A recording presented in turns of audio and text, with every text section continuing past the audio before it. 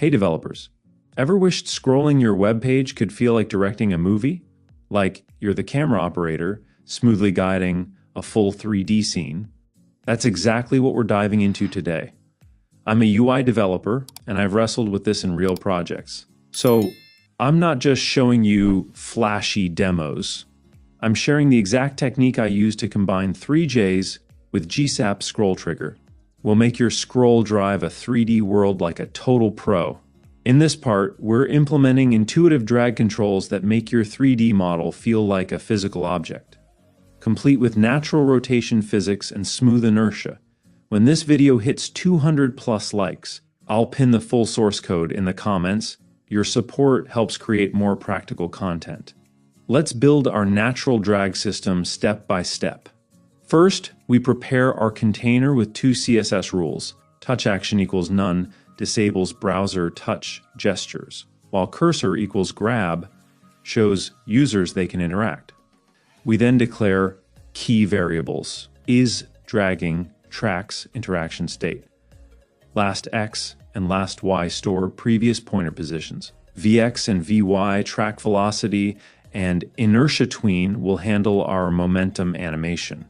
Our rotation sensitivity constant rotsense equals 0.005 creates balanced movement, not too fast, not too slow.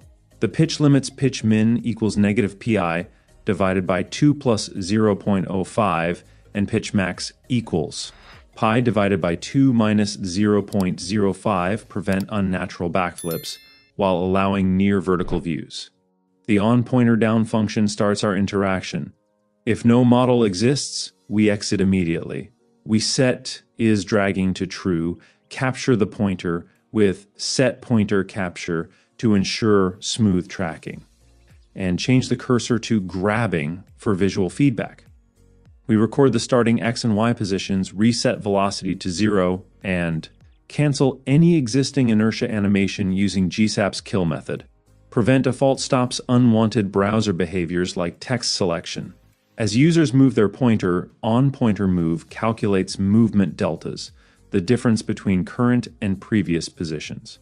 We update our velocity variables Vx and Vi with these deltas. For rotation, we modify the model's Y rotation by delta X times sensitivity, creating horizontal spinning. For vertical tilt, we use 3.math utils.clamp to restrict movement between our pitch limits, adding delta Y times sensitivity to the current rotation. This creates natural arc ball rotation constrained to realistic angles. When users release, on pointer up resets our state. Is dragging false, pointer capture released, and cursor back to grab. We then calculate momentum targets. Target Y continues rotation based on final velocity times sensitivity times 10. While target X does the same with vertical clamping.